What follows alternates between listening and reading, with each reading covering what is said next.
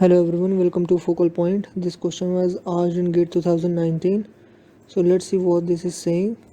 This is saying this: consider the following C program and which of the following value will be displayed on execution of the program. Okay, so we have given this main function and this is our function R. Okay, this is our stack area and we are going to call our main function in here.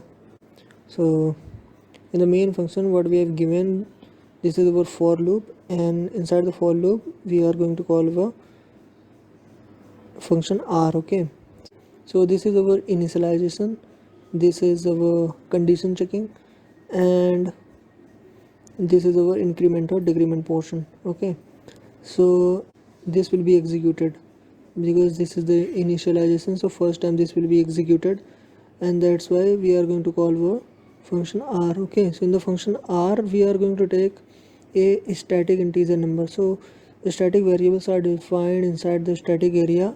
Inside the static area a dedicated memory will be allocated for this function R, and inside that this static integer number will be defined and initialized. Now what we are going to do, we are going to return the number minus minus. Okay, so this is post decrement, so first number will be returned in here, so 7 will be written in here.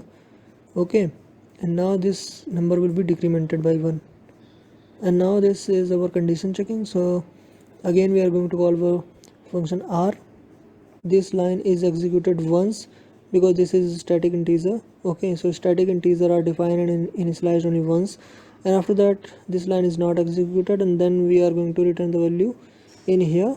The return value will be 6 in here, and this value will be decremented by 1. Okay, so as this is a non-zero value, that's why this condition is true, and that's why we are going to enter inside this. Okay, so we are going to print the value of, again we are going to call our function R. So here we will be accessing this.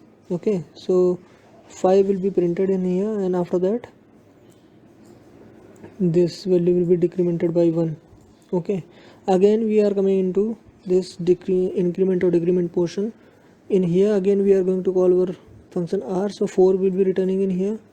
Okay, and after that this will be decremented by 1, and now we are going to check the value, check the condition in here. So this function R is again called in here, and that's why this value will be 3. Now 3 will be written in here, and after that this value will be decremented.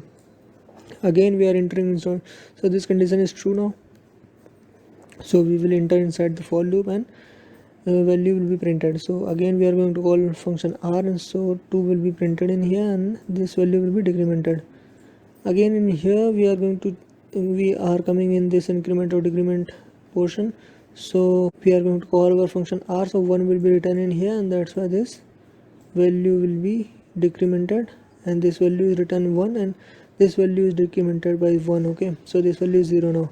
Again we are coming into this condition checking portion, so this value again we are going to call our function R in here, and this 0 will be returning in here, and this value will be minus 1. Okay, so as this is a 0, and that's why this will consider as a false. Okay, so this condition is false, this condition is false in here, and that's why this will come out of this for loop, and this will return, and this whole function will be popped out from the memory, and that's why this 5.2 will be printed. Okay, so this 5.2 will be printed, and after that this memory will be, this tag area will be cleared, and this memory will also be cleared. Okay, so this 5.2 will be printed finally. Okay, so this is the correct answer of it. Thank you so much.